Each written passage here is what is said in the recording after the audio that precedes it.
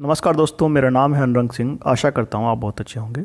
दोस्तों, आज हम बात करेंगे भारतीय इतिहास के स्रोतों के बारे में। देखिए, इतिहास का संबंध भूतकाल की घटनाओं से होता है। इसीलिए इन भूतकाल की घटनाओं को जानने के लिए हम जिन साधनों का, जिन साक्ष्यों का, जिन प्रमाणों का इस्तेमाल करते हैं उन्हें हम स्रोत कहते हैं। और इतिहास के इन स्रोतों को हम मुख्य रूप से दो भागों में बांट सकते हैं: साहित्यिक स्रोत और पुरातात्विक स्रोत। साहित्यिक स्रोत जैसे कुछ पुस्तकें, ग्रंथ आदि, और पुरातात्विक स्रोत का अर्थ है कोई भौतिक अवशेष जैसे कि उत्खनन से प्राप्त सामग्री हो गए, सिक्के, मुद्राएं, अभिलेख, स्मारक भवन, मूर्तियां आदि। साहित्यिक स्रोतों को हम तीन भागों में बांट सकते हैं: धार्मिक साहित्य, धर्मेतर साहित्य और वंशावलियाँ। जबकि पुरातात्विक स्रोतों को हम पांच भागों में बांटते हैं: उत्खनन से प्राप्त सामग्री, अभिलेख, सिक्के व मुद्राएं, स्मारक व भवन, मूर्तियाँ एवं शैलचित्र। आइए शुरू करते हैं। सबसे पहले हम बात करेंगे भारतीय इतिहास के साहित्यिक स्रोतों की। साहित्यिक स्रोतों को हम जैसा देखा तीन भागों में बांट सकते हैं: धार्मिक साहित्य, धर्मेतर साहित्य और वंशावलियाँ। धार्मिक साहित्य को भी पुनः हम तीन भागों में बांट सकते हैं: वैदिक साहित्य, बौद्ध साहित्य और जैन साहित्य। तो सबसे पहले लेंगे वैदिक साहित्य को। वैदिक हिंदू या ब्राह्मण धर्म से संबंधित जो साहित्य लिखा गया उसे हम वैदिक साहित्य कहते हैं या ब्राह्मण साहित्य कहते हैं। इसके अंतर्गत मुख्य रूप से वेद, उपवेद, ब्राह्मण, आरण्यक, उपनिषद, वेदांग, पुराण, स्मृति ग्रंथ, महाकाव्य आदि को शामिल किया जाता है। सबसे पहले देख लेते हैं वेद क्या है। वेद शब्द जो है वो विद धातु से बना, जिसका अर्थ है जानना। वेदों को श्रुति भी कहा जाता है क्योंकि इन्हें सुन करके एक पीढ़ी से दूसरी पीढ़ी तक पहुंचाया गया है। वेद मुख्य रूप से चार हैं: ऋग्वेद, यजुर्वेद, सामवेद और अथर्ववेद। ऋग्वेद जो है सबसे प्राचीन वेद माना जाता है और इसका रचना काल जो है वो 1500 से 1000 ईसा पूर्व तक माना जाता है। और इसके बाद के जो तीनों वेद हैं उन्हें उत्तर वैदिक साहित्य कहा जाता है। ऋग्वेद में मुख्य रूप से देवताओं की स्तुतियाँ दी गई है। इसका उपवेद आयुर्वेद है। इसमें 10 मंडल है, जिनमें से 8 मंडलों की रचना शुरू में की गई, बाद में 2 मंडलों की रचना की गई है। इसमें 1028 सूक्त हैं। सूक्त का मतलब अध्याय है। सबसे प्राचीन वेद है और इसमें वैदिक समाज के बारे में जानकारी दी गई है। दोस्तों, बाकी जो 3 वेद हैं उनमें उत्तर वैदिक समाज के बारे में जानकारी दी गई है। दूसरा वेद है यजुर्वेद। यजुर्वेद के अंतर्गत यज्ञ के दौरान जो विधि कर्मकांड किए जाते हैं उसकी विधि पर बताई गई है, किस प्रकार से उन कर्मकांडों का संचालित किया जाता है। इसका उपवेद धनुर्वेद है, जिसका संबंध सैन्य विज्ञान या युद्ध से है। तीसरा वेद है सामवेद। सामवेद के अंतर्गत यज्ञ में गाई जा सकने वाली सामग्री का वर्णन किया गया। इस वेद का संबंध संगीत और नृत्य से है। इसका उपवेद है गंधर्व वेद। चौथा और अंतिम वेद है अथर्ववेद। इस वेद की रचना अथर्व ऋषि ने की थी, इसीलिए इसे अथर्ववेद कहा जाता है।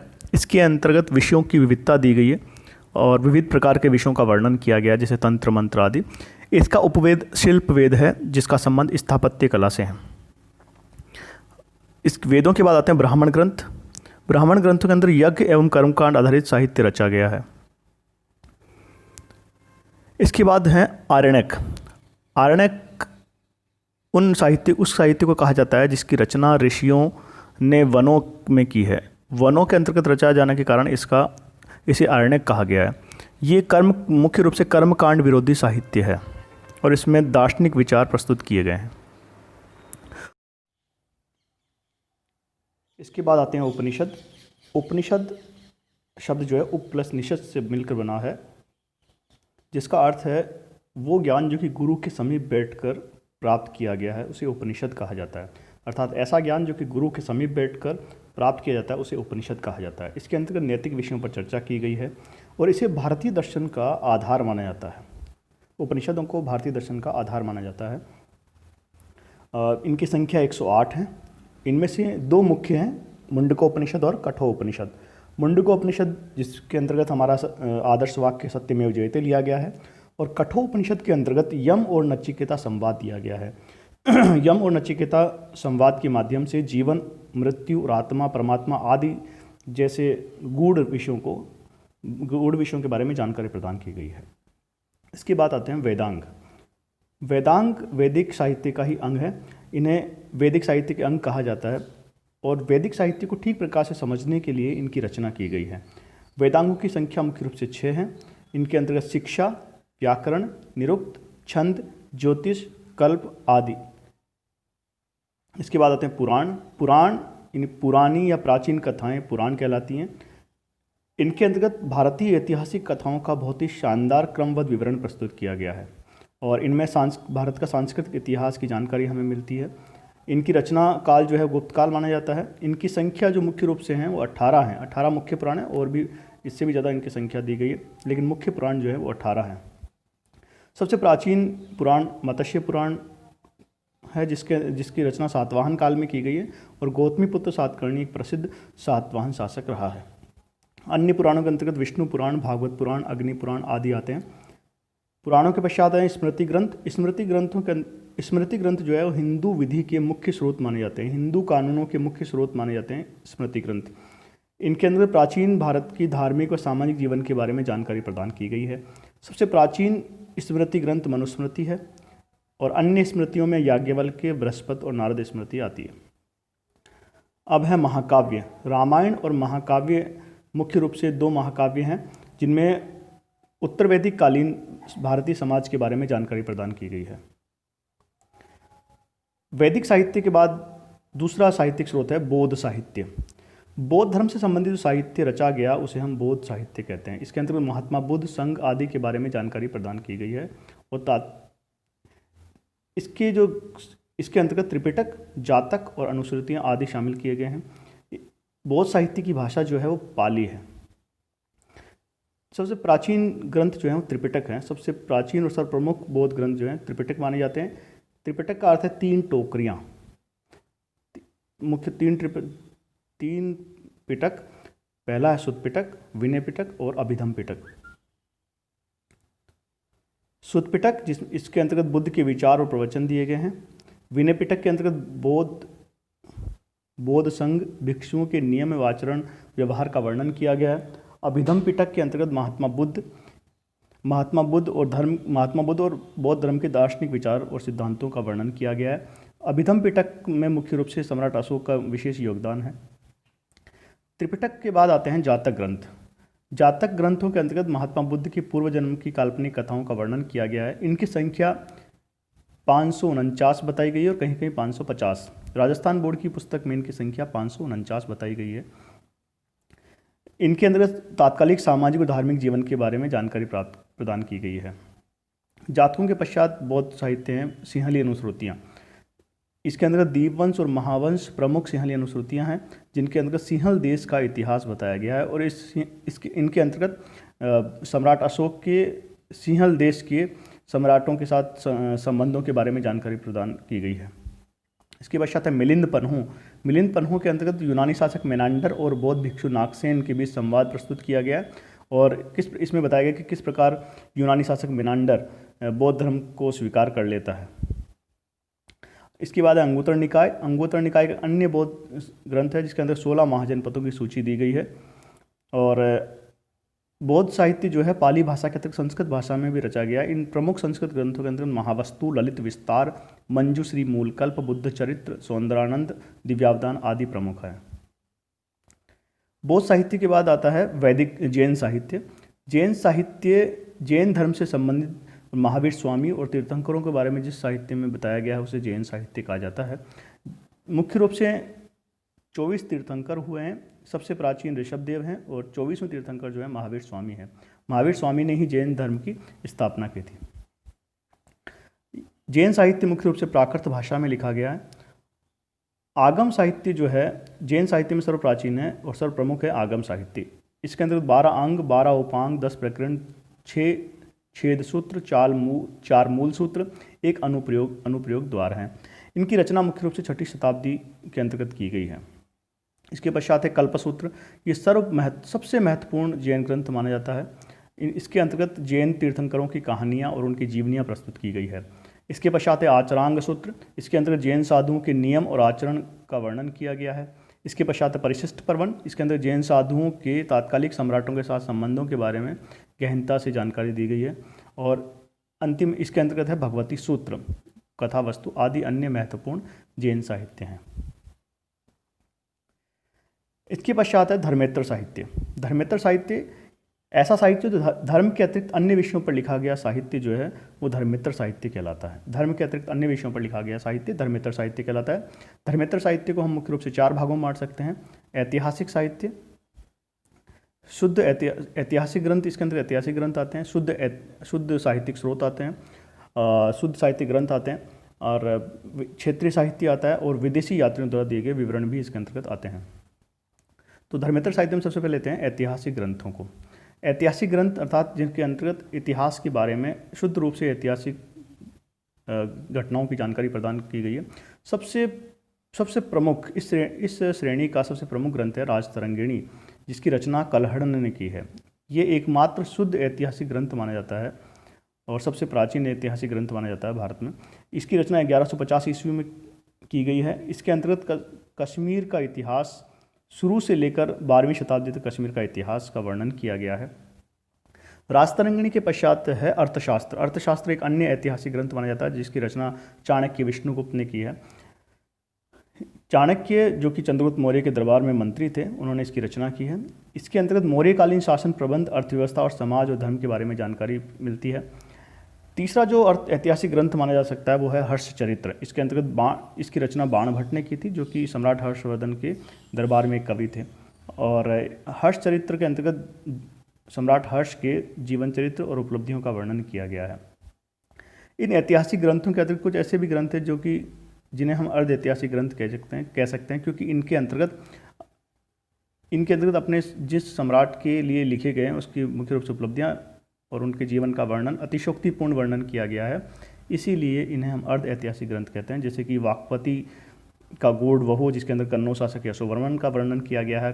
विल्हण विक्रमांकदेव चरित्र, कल्याणी के चालुक्य राजा विक्रमादित्य की उपलब्धियों का वर्णन किया गया है। जय सिंह जिसने कुमारपाल चरित्र लिखा है। नैनचंद सूरी का हमीर महाकाव्य है। पद्मगुप्त का नव सहसांक चरित्र है जिसमें परमार शासकों का वर्णन किया गया है। बल्लाल सेन का भोज चरित्र है। जयानक का पृथ्वीराज विजय है जिसमें पृथ्वीराज चौहान की उपलब्धियों का वर्णन किया गया है। इसके पश्चात है शुद्ध साहित्यिक स्रोत। शुद्ध साहित्यिक स्रोत में नाटक, इसके अंतर्गत नाटक, कथाकोश, व्याकरण ग्रंथ, काव्य, टीकाएं, नीति ग्रंथ आदि शामिल किए गए हैं। इनके अंतर्गत तत्कालीन शासकों, समाज, अर्थव्यवस्था आदि के बारे में जानकारी प्राप्त होती है। कुछ प्रमुख साहित्यिक ग्रंथों का वर्णन यहाँ किया गया है, जैसे कि पाणिनि का अष्टाध्यायी, इसके अंतर्गत मौर्य काल के पूर्व की सामाजिक और राजनीतिक एवं आर्थिक दशा का वर्णन किया गया है। पतंजलि का महाभाष्य, जिसमें शुंग वंश का इतिहास दिया गया है। कालिदास का मालवी का अग्निमित्रम, जिसमें शुंगकालीन राजनीतिक व समाज के बारे में जानकारी दी गई है। विशाखदत्त का मुद्रा राक्षस है, जो कि बहुत ही शानदार ग्रंथ है और ये मौर्यकालीन राजनीतिक घटनाक्रमों के बारे में हमें एक बहुत ही महत्वपूर्ण जानकारी प्रदान करता है। शूद्रक का महाव्रजकटिकम है, जिसमें गुप्तकालीन समाज का बहुत ही खूबसूरती से चित्रण किया गया है। मृच्छकटिम का अर्थ होता है मिट्टी की गाड़ी, और इसके जो मुख्य पात्र हैं वसंत सेना और चारुदत्त की प्रेम कथा के बारे में, इसमें प्रेम कथा के माध्यम से गुप्तकालीन समाज का चित्रण किया गया है। कामदंक का है नीतिसार, जिसमें गुप्तकालीन राजतंत्र के बारे में चर्चा की गई है। क्षेमेंद्र का वृत्त कथा मंजरी है, जिसमें विक्रमादित्य की परंपराओं का उल्लेख किया गया है। सोमदेव का कथासरित सागर है, जिसमें मौर्यकालीन समाज के बारे में जानकारी प्रदान की गई। अमर सिंह का अमरकोश है, जिसमें गुप्तकालीन समाज, अर्थव्यवस्था, व्यापार की जानकारी दी गई। विष्णु शर्मा का पंचतंत्र है। पंचतंत्र में बहुत ही ऐसी कहानियाँ जो हमें नैतिक शिक्षा प्रदान करती है। गुणाढ्य का व्रत कथा आदि प्रमुख साहित्यिक ग्रंथ हैं। इसके बाद आते हैं क्षेत्रीय साहित्य। क्षेत्रीय साहित्य का अर्थ है ऐसा साहित्य जो किसी क्षेत्र विशेष की भाषा या क्षेत्र विशेष को केंद्र बनाकर लिखा गया है, उसे हम कहते हैं क्षेत्रीय साहित्य। इसके अंदर जैसे तमिल, तेलुगु, राजस्थानी, गुजराती, मगधी, कश्मीरी आदि, मराठी आदि साहित्य आता है। सबसे पहले इसमें लेते हैं तमिल साहित्य। तमिल साहित्य जो है, सबसे प्राचीन तमिल साहित्य को संगम साहित्य कहा जाता है। ये प्राचीनतम तमिल साहित्य माना जाता है। इसके अंदर चोल, चेर और पल्लव शासकों के बारे में वर्णन किया गया है। संगम साहित्य में 3 बहुत ही महत्वपूर्ण ग्रंथ हैं। एक तो शिल्पाधिकारम, दूसरा मणिमेखली और तीसरा है तोलकपियम। शिल्पाधिकारम की रचना इलंगो आदिगल ने की है। मणिमेखली की रचना शीतली सतनाड़ ने की और तोलकपियम जो है तमिल व्याकरण है। इसके बाद तेलुगु साहित्य। तेलुगु साहित्य के अंतर्गत एक प्रमुख ग्रंथ है धुर्जटी द्वारा लिखित कृष्णदेव विजयम, जिसके अंतर्गत विजयनगर विजयनगर के शासक कृष्णदेव राय की उपलब्धियों का वर्णन किया गया है। अब आते हैं राजस्थानी साहित्य के बारे में बात करते हैं। राजस्थानी साहित्य के कुछ प्रमुख ग्रंथ हैं। चंद्रबरदाई का पृथ्वीराज रासो, ये सबसे प्राचीन, सबसे हिंदी भाषा का प्रथम महाकाव्य माना जाता है। पृथ्वीराज रासो के अंतर्गत पृथ्वीराज चौहान के जीवन और उसके उपलब्धियों का बहुत ही शानदार काव्यात्मक रूप से वर्णन किया गया है। इसके अलावा पद्मनाभ का कानड़दे प्रबंध है, जिसमें जालोर शासक कानड़दे के बारे में जानकारी दी गई है। बीठू सुजा का राव जयसिर छंद है। सूर्यमन मिश्रण का वंश भास्कर आदि प्रमुख राजस्थानी ग्रंथ हैं। अब है विदेशी यात्रियों के वृत्तांत, फॉरेन अकाउंट्स। दोस्तों, भारत में विदेशी यात्री मुख्य रूप से भारत की सांस्कृतिक और आर्थिक उपलब्धियों से आकर्षित होकर आए, या फिर वो व्यापारिक उद्देश्यों हेतु भारत आए। और कई ऐसे यात्री हैं जो कि भारत में धर्म और दर्शन की जानकारी प्राप्त करने के लिए भी भारत की यात्रा की, और इन्होंने अपने पीछे जो विवरण छोड़ा है वो भी इतिहास के मुख्य स्रोत माने जा सकते हैं। इनमें मुख्य रूप से यूनानी लेखक, चीनी लेखक, अरबी लेखक आते हैं। सबसे पहले लेंगे यूनानी लेखकों के बारे में जानकारी देखते हैं। 326 ईसा पूर्व के सिकंदर के आक्रमण के समय अनेक यूनानी लेखक भारत आए। इनमें हेरोडोटस, टेसियस, नियार्कस, एरिस्टोब्यूलस, स्ट्रेबो, एरिन आदि प्रमुख हैं। सर्वप्रमुख जो यूनानी लेखक है वो है मेगस्थनीज, जो कि चंद्रगुप्त मौर्य के दरबार में आए थे, और इन्होंने, इनकी रचना है इंडिका। इंडिका में इन्होंने भारतीय समाज और राजनीति के बारे में जानकारी दी है। इसके बाद है प्लिनी का ग्रंथ है नेचुरल हिस्ट्री, जिसमें भारत के साथ रोम के व्यापार का वर्णन किया गया है। इसके बाद है टॉलमी का भूगोल है, जिसमें भारत की मिट्टी और फसलों के बारे में वर्णन किया गया है। एरिस्टोब्यूलस का हिस्ट्री ऑफ द वॉर है। इसके अलावा एक और अनाम लेखक है पेरिपल्स ऑफ द एरिथ्रियन सी। इसके अंतर्गत इसकी रचना 1880 ईसा पूर्व के आसपास की गई है, और इसमें भारत के समुद्री मार्ग और मौसम के बारे में जानकारी प्रदान की गई है। अब यूनानी लेखकों के बाद बात करें चीनी यात्रियों की। चीनी यात्री मुख्य रूप से भारत में बौद्ध धर्म और दर्शन का अध्ययन करने के लिए भारत आए थे। इनमें फायान, वेनसांग और इत्सिंग प्रमुख हैं। सबसे पहले देखते हैं फायान के बारे में। फायान गुप्त शासक चंद्रगुप्त द्वितीय के समय भारत आए, और इन्होंने अपनी रचना फो क्यू की के माध्यम से तत्कालीन भारत के सामाजिक और राजनीतिक जीवन का वर्णन किया है। इसके पश्चात है वेनसांग जो है सबसे प्रमुख चीनी यात्री हैं, जिन्हें हम यात्रियों का राजकुमार कहते हैं, और ये सम्राट हर्षवर्धन के समय भारत आए थे। ये लगभग 16 वर्षों तक भारत में रुके, और इन्होंने अपनी जो रचना है उसको सीयूकी के अंतर्गत भारत के समाज और राजनीति के बारे में वर्णन किया है, और इन्होंने लगभग 5 वर्षों तक नालंदा के अंतर्गत अध्ययन किया। एक अन्य चीनी यात्री हैं इत्सिंग, जिन्होंने 7वीं सदी में जो भारत आए और नालंदा विक्रमशिला विश्वविद्यालय में अध्ययन के लिए रुके। तीसरे जो यात्री हैं विदेशी यात्री मुस्लिम यात्री हैं, जिनके अंदर अरबी और तुर्की यात्री प्रमुख हैं। सबसे पहले बात करें अलबरूनी, सबसे प्रमुख मुस्लिम यात्री माने जाते हैं, जो कि इन्होंने अपनी रचना लिखी तारीख हिंद नामक पुस्तक इन्होंने लिखी, जिसके अंदर उन्होंने भारतीय संस्कृति समाज का बहुत ही शानदार और विस्तृत वर्णन किया है। इनका एक प्रसिद्ध कथन है कि भारतीय लोग विद्वान थे, लेकिन वो घमंडी थे, क्योंकि वो अपना ज्ञान किसी के साथ साझा नहीं करना चाहते थे। अलबरूनी जो है वो महमूद गजनी के साथ भारत आया था। 11वीं शताब्दी के अंतर्गत ये भारत आए थे। इसके बाद है मसूदी, जिन्होंने मिडास ऑफ गोल्ड नामक ग्रंथ लिखा, और इसमें इन्होंने इसके अंतर्गत लिखा कि भारत का जो साम्राज्य था स्थल और समुद्र तक फैला हुआ था। इसके बाद चचनामा नामक एक ग्रंथ मिलता है, जो कि सिंध का इतिहास बताता है। इसके अलावा सुलेमान नबी हुए हैं, उन्होंने सिलसिलात उल तवारीख नामक ग्रंथ की रचना की है, और इसके अंतर्गत पाल प्रतिहार शासकों की उपलब्धियों का वर्णन किया गया है। इसके अलावा मुस्लिम लेखकों के तारानाथ भी एक लेखक हुए हैं, जो कि तिब्बती इतिहासकार हैं। इन्होंने 2 ग्रंथ लिखे हैं, कंग्यूर और तंग्यूर नामक 2 ग्रंथ लिखे हैं, जो बहुत ही महत्वपूर्ण है भारतीय इतिहास की जानकारी की दृष्टि से। दोस्तों, ऐतिहासिक अब साहित्यिक स्रोतों के अंदर सबसे अंतिम है वंशावलियाँ। देखिए, वंशावलियाँ जो है इतिहास लेखन का सबसे शुद्ध रूप मानी जा सकती हैं। इनके अंतर्गत एक व्यक्ति विशेष का वंशक्रम दिया जाता है, व्यक्ति विशेष का वंशक्रम लिखा जाता है, इसलिए बहुत ही शुद्ध रूप माने जाते हैं इतिहास के। इसके अंतर्गत एक लेखक जो होता है वो एक जाति विशेष या वर्ग विशेष के घर घर जाकर कुछ प्रमुख लोगों की उपस्थिति में सृष्टि रचना से लेकर उसके पूर्वजों तक का जो इतिहास है वो हस्तलिखित रूप से लिखता है, और भारत में आज भी ये परंपरा जीवित है। इसके जो लेखक होते हैं उन्हें हम बड़वा, जागा, रावजी, भाट, तीर्थ, पुरोहित, पांडे, बोराट आदि नामों से जानते हैं। वंशावलियों का आखिर ऐतिहासिक स्रोतों के रूप में क्या महत्व है, इसे हम निम्न बिंदुओं के अंतर्गत देख सकते हैं। ये न्यायिक साक्ष्य के रूप में भारतीय न्यायालयों में मान्य है।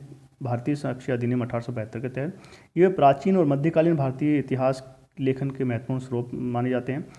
इनके अंतर्गत ऐतिहासिक पुरुषों के जीवन परिचय दिया गया है, जैसे विवेकानंद वगैरह हैं। इनके बारे में अगर आपको विस्तृत जानकारी प्राप्त करनी है तो वंशावलियों के माध्यम से उनके जीवन के बारे में जानकारी प्राप्त की जा सकती है।